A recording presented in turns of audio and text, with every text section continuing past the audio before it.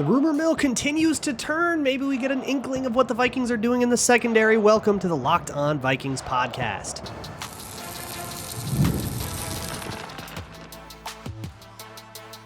You are Locked On Vikings, your daily Minnesota Vikings podcast, part of the Locked On Podcast Network, your team every day. Hey, everybody. Welcome to the Locked On Vikings podcast, where we're always trying to learn something new. It's part of the Locked On Podcast Network, your team every day. And thank you so much for making Locked On Vikings your first listen of the day every single day. I appreciate you all so very much. We're talking secondary today on the Locked On Vikings podcast. And the impetus for this comes from ESPN Insider. Jeremy Fowler, who I've said this before about Jeremy Fowler, as a reporter, is very willing to dive hard into the rumor mill. And report things that are not necessarily confirmed to be happening, but as hey, this is the sense right now, very nebulous. And you'll never get that outside of a few rare exceptions from, Tom Pelissero. He'll tell you, hey, report is so-and-so is signing so-and-so. But when you hear a report from Fowler in particular, it's very often much earlier in the process. It's, hey, things are kind of trending this way. Things are a little bit a little bit leaning over this way, but nothing is confirmed yet. And so you just have to understand that this is a rumor report and that it is still everything here is a work in progress.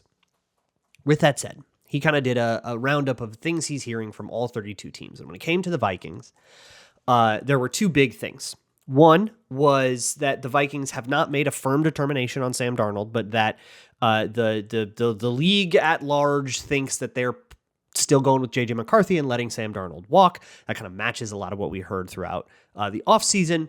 But the more, news was that in the secondary, quote unquote, the sense here is that Murphy walks, but Cam Bynum could stay under a new deal.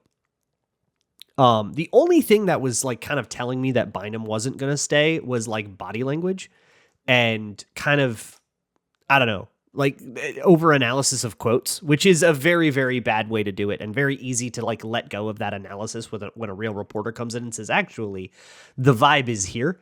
But it's still just a vibe. It's it's not concrete. It's just a vibe. That said, okay, Murphy walks, Cam Bynum stays, and who knows what happens with Harrison Smith. That's more up to Harrison Smith, and I don't think the answer to that has even been declared, let alone who knows what about it. But I wanted to take this opportunity to have a larger discussion about the Vikings in the secondary, Brian Flores in the secondary, and what he is asking of these guys. So whether Murphy or Bynum stays or leaves, and we have to replace those guys, what are we looking for in that kind of player? But this would be disappointing to me. I am firmly in the camp of keep both these guys. I think that the price is right for both of these guys. Keeping continuity is always going to be good when it makes sense to do so, and right now it makes a lot of sense to do so. Both those players have played plenty well enough to stay in the building and to earn a little bit of extra coin. Honestly, if I had to guess, I would have completely guessed the opposite with Murphy, who had such a good season. I kind of thought the Vikings wouldn't let him walk, but I mean, look, it doesn't not make sense that Byron Murphy, Pro Bowl player, third in the league in interceptions, is probably as valuable as he will ever be in his career right now. This is probably the highest that his price will ever be. And one of the very Wall Streety things that Kwesi will do is to not buy high. And honestly, I don't know if I always agree with that. Whether or not the value is comparing someone's value, someone like Byron Murphy's value this year to his value last year and saying, well, it's higher this year, therefore it's inefficient, doesn't necessarily track, because Byron Murphy for the 17 million-ish number that's the PFF projection. And they're much better at that than I am. So I'll go with that. The 17 million-ish number for Byron Murphy feels like a great deal. And that's the highest cornerback contract. So the other, I don't know, the way that I'm parsing this out is not necessarily, oh no, they're going to make Byron Murphy leave and now the Vikings get that much worse with no Byron Murphy who's going to play, right?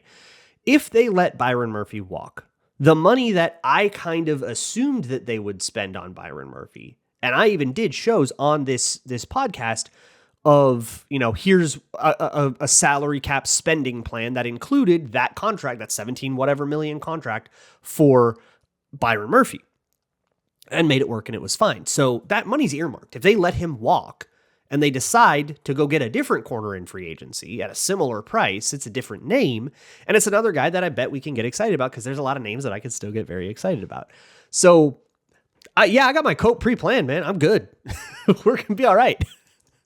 I would hate to see Byron Murphy go. I think he's a good player, and whoever gets him, if you're listening to this episode, you got a good player.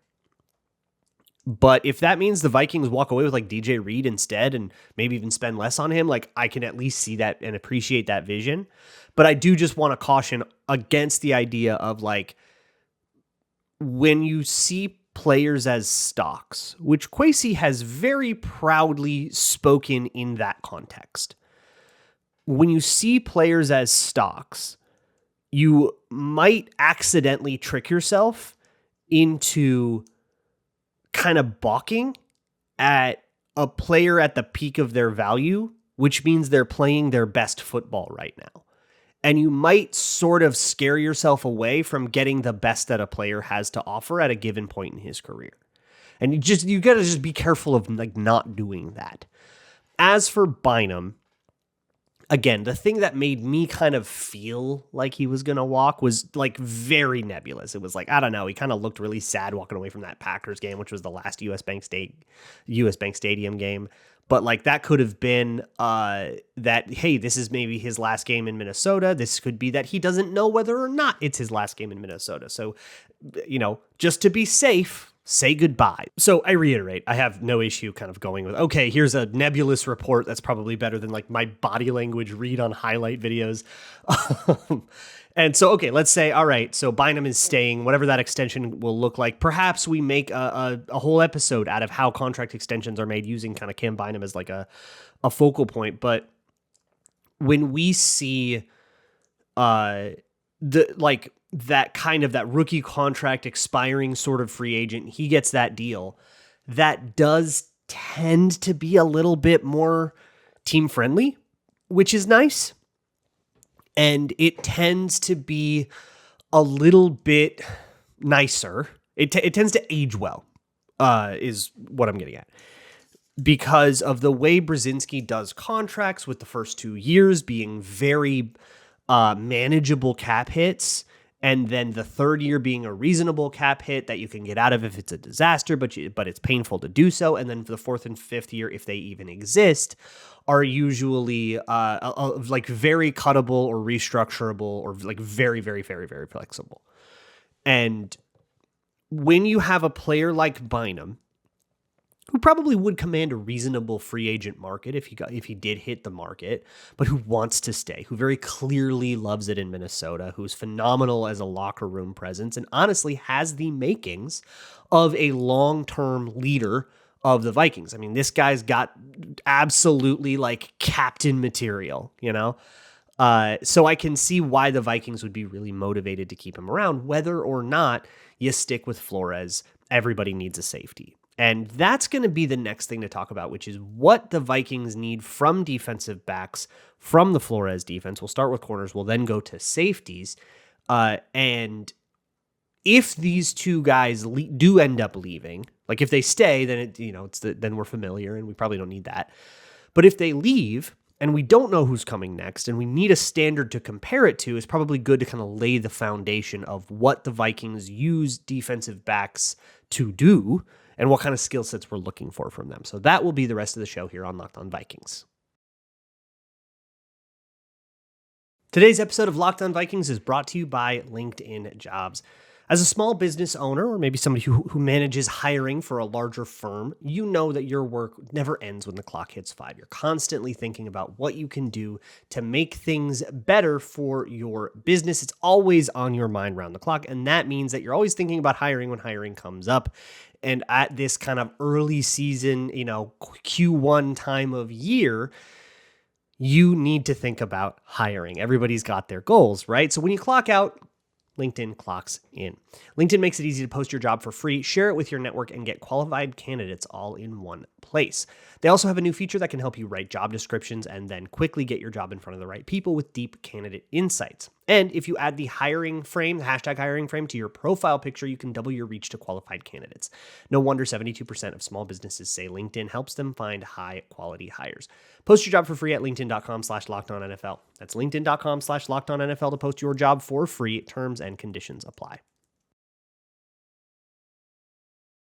Moving right along here with the Locked On Vikings podcast. Thank you so much for making Locked On your first listen of the day. Let's talk about the secondary. Let's talk about coverage a little bit. So over the season, I put out like a Flores almanac, like a true, reference material. Here's all the coverages that he does. You can find it at Wide Left. You can find similar materials from 2023 on my Patreon page at patreon.com/LukeBrownNFL. Now is a great time to go check that out, by the way. Watch the history doc. 7-part, 7 hours, Minnesota Vikings history all in one go. I worked very hard on it a few years ago. I'm still very, very, very proud of it. And I hope that you can go check it out. It's a great time of year to do that. But the requirements of a corner in the Flores defense, as we have seen it, are pretty low compared to the rest of the league. They don't do a lot of man until they start to trust their corners. And we saw it a little bit last year where they started to trust Stephon Gilmore and Shaq Griffin a little more. And it worked really great against like Chicago and like Seattle. Seattle's got a really good wide receiver core. So actually that was a pretty impressive game for those corners. And then it didn't work against Detroit or like Green Bay, right? Green Bay, who has this like young receiving core that's like all potential, but they couldn't do anything. That worked. It did not work against the Rams. And I don't think they wanted it to try it against the Rams, against Puka. And so they went back to like middle of field open zones and they got carved, right? And I think there is absolutely an issue there. That issue did not lie with Byron Murphy, which is part of my argument for why he should return. He was kind of the only guy that wasn't a problem for you all year. But Stephon Gilmore's limits came up, and they came up in a big, bad way in the first Rams game on Thursday Night Football. And then they came up a little bit against Seattle with some of the stuff that DK Metcalf was able to do in that game. There were like moments, but honestly, it was a reasonable year for a corner. And I think for the money that they spent, they got their ROI perfectly fine. If you wanted to bring back Stephon Gilmore, you'd have to kind of do so with like an assurance that he was not going to age more from last year to next year. Like that's the issue is how much older is he going to get from age 34 to age 35 for a corner that is ancient? So you got to have like, and they have tools that we don't have for that. So we kind of just have to take their word for it on like they've got player tracking data. They've got acceleration data. They've got top speed data. So they can see if he like fell off as the year went on, or if he is showing the signs of like imminent aging out. And they can, they have the same metrics with Harrison Smith, by the way. And that is one of the interesting situations in this whole secondary thing is what does happen with Harrison Smith. It wasn't in the Jeremy Fowler report, so I haven't talked about him much. But like the Vikings don't have to bring him back either. There is a club option for his contract to void that will come up very soon here. March 15th is the deadline for Harrison Smith. And that is by the way, it's the deadline to terminate the contract. So that contract will not automatically terminate, which is why he doesn't show up on like pending free agent lists a lot of the times, because technically he is not scheduled to become a free agent. But the Vikings have clearly put like a date in that contract that says, we're going to make a decision on this guy right now. And that probably has a lot to do with where his head is at in retirement. So I wonder, like, keep that date in mind, March 15th. It's going to be right in the hectic of free agency. It's like a first week of free agency. So it's going to be right in the thick of that stuff. And then we're going to find out that news as well. something worth keeping in mind. But when it comes to corners, the point I'm making all in all is they don't have to ask a lot of these guys. But I don't like that.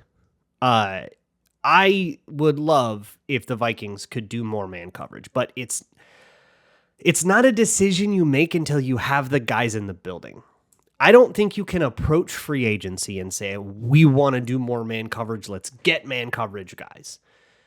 And just expect that to happen. You can have that directive if you want and more power to you, but you got to get those guys and you need them to agree to the contracts you're going to have them agree to. So whoever it is, if they are better at man coverage, I would be very happy, but I'm not holding out hope for that. Because the Vikings did have a very good defense this year. And as much as it felt at times like it was totally figured out, and of course nothing is perfect, and there were times that I was very critical of the defense, all in all, there are several games where the Vikings defense just won it for it. Just the Jaguars game, Jets game in particular come to mind right away, where the defense just won the game. And a disproportionate amount of the production, especially early in the season, came against situational kind of clock-focused defense. That is maybe a valid critique of the defensive scheme in general, but the point I'm trying to make is that the fact that the Vikings didn't ask enough from their corners, it wasn't that it wasn't an issue, but it was that it was an issue that they proved that they were capable of overcoming. And maybe some of that had to do with the fact that they could then therefore ask more of the safeties. So what I'm talking about here is more about the difference between what a safety does in, say, hot quarters and what a corner does in, say, hot quarters. I think that hot quarters, or palms, I've kind of called it palms all year, but it's 6-man palms, which immediately kind of disqualifies it from being true palms as a 7-man coverage.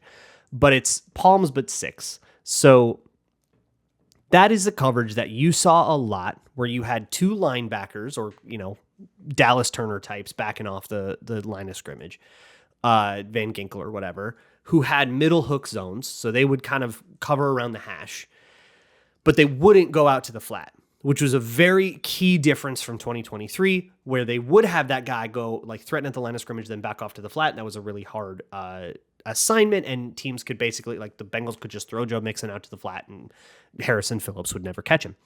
So that was the big change that they made, was that they stopped asking that guy to go to the flat. Just be in the middle hook zone and just go be in the middle of the field, park your body somewhere and let the concept play out. The corners would then be in charge of the flat, but they also had a deep responsibility. So they had to divide themselves between those. And that meant you kind of had to read it out a little bit. So if you're looking at corners for the Vikings to, say, draft at pick 24, you need them to be able to read route concepts. Okay, there's one to put in your notebook. Read route concepts. That's something that a Vikings corner needs to be able to do. That's pretty universal. Everybody needs to read route concepts in a particular way. But what you want is experience with the, look at the number 2 and how vertical is his stem kind of brain wave. And some corners don't have it. Some corners never do that in college. Some corners are pure man coverage. I got my guy across from me and I'm a dog and he's nothing and I'm going to beat him. And it's a totally different game. And that is not a Flores fit, because you are he is going to get here and be asked to think in a totally different way. So no matter how good he is as a man corner there, he wouldn't be as good here. And good drafting is taking that kind of stuff into account. That doesn't mean that there's nowhere for good man corners to go in a Minnesota Vikings Brian Flores defense, but it means that that's not sufficient to be a contributor in this defense, when you could just as easily get a corner who maybe isn't as good at man coverage, but if he can read the route concepts, he's going to do more for you here, right? So that's a really important thing. But it means they don't have to be necessarily as fast. They don't have to be necessarily as tall. They don't necessarily have to have the best ball skills in the world. You want them to be able to trigger downhill and tackle, because what that job means is you're backing off the line of scrimmage or maybe lining up with a lot of off coverage. You're reading a route concept. If it goes deep, you play with that like a safety, but you've given yourself enough cushion that you're not going to have to work very hard there. It's not going to come down to your 40 time there because you've given yourself enough of a head start. And so you can kind of paper over a weakness there. And if it is something in the flat, you need to be able to stick a foot in the ground, get down there, and make that tackle really fast. And Byron Murphy was so good at that. How many times did he like blow up a perimeter screen, right? That's what you want to see from your Minnesota Vikings corners. You want them to be able to trigger downhill quickly. You want them to be able to read route concepts, and man coverage would be an awesome luxury. You don't need a blazing fast corner, and you don't need like a big 6'4" corner necessarily. Whatever they do, if they're heady and they are, quick trigger, then this is going to work out. The world for safeties is not dissimilar, but it is a different job, and that's what we'll get to next on Locked On Vikings. Today's episode of Locked On Vikings is brought to you by FanDuel, America's #1 sportsbook. NBA action is well underway, and when the game tips off, there's no better place to get in on the action than FanDuel. With FanDuel, you can place live bets throughout the game, and even if you miss the opening tip-off or you want to bet on a fourth quarter comeback, you can stay in the action. And if you're looking for a bigger payout, you can, of course, take a look at like a same-game parlay or something like that. FanDuel's live betting feature is always really fun because if you are one of those people that feels the vibe of a game, if it's the third quarter and you're going, yeah, this comeback ain't happening, you can bet on that. You can bet on live spreads, and the FanDuel live betting app has a whole bunch of live stats and metrics and all the information you need, play-by-play and stuff, to make that decision up to date, right at the right time, right when the value is at its highest. Plus, the app is super easy to use, and when you win, you get paid instantly. Right now, FanDuel customers can get $150 in bonus bets when your first $5 bet wins. Just visit FanDuel.com to join. That's FanDuel.com. Put a $5 bet on whatever it is you want, even if it's a heavy favorite money line with super short odds, and you can get a shot at $150 in bonus bets if that bet wins. Make every moment more with FanDuel, official sports betting partner of the NBA. I think safety is one of the most misunderstood positions in football, and it always will be until TV starts broadcasting football games differently than they do. It is a position that, unless you are watching all 22, you just don't see a lot.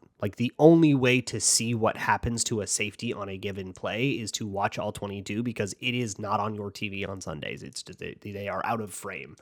And I hate that about TV, and I don't think that it's anyone's fault that they can't evaluate safeties. But I do think that if you are somebody who doesn't spend a bunch of time watching film, you probably should leave safety alone. Or at least just approach it with the understanding that what you've seen, what your perception of a safety is probably really heavily informed by the last half a second of a play. And one of the things that gets you a lot with safeties, there's a really funny example of this, but when the camera pans over, it's kind of whoever the closest safety is tends to be the one who gets the credit for the play, good or bad. And there's a really funny example of that the Vikings were actually on the right end of, which was the Jalen Nailor touchdown against the Packers in Week 17 this last year. It was a quarters rep, and I want to say it was Xavier McKinney who had taken a little bit of the cheese and kind of got sucked up forward into a Justin Jefferson route, call it gravity, and then Sam Darnold hits it over the top and it's a touchdown. But when the camera panned over, Xavier McKinney was so far out of the play that he wasn't even in frame. And a different guy ended up getting a ton of flack for that play, even though he did everything right. So I feel like that happens a lot. And I feel like we all could do to just understand what the expectation is for a safety. So when you are Cam Bynum and you play a lot of high safety, a lot of middle safety, or if you're a too high safety, like a half safety, those are both jobs where you need to be the deepest player on the field. We live in a world where quarterbacks can launch 65-yard howitzers on you all the time and score touchdowns. So if that guy ever gets behind you, there is no recourse. You are now just hoping the quarterback misses the throw, and hope football is not good football. So as Cam Bynum, you must play deep. You just simply must.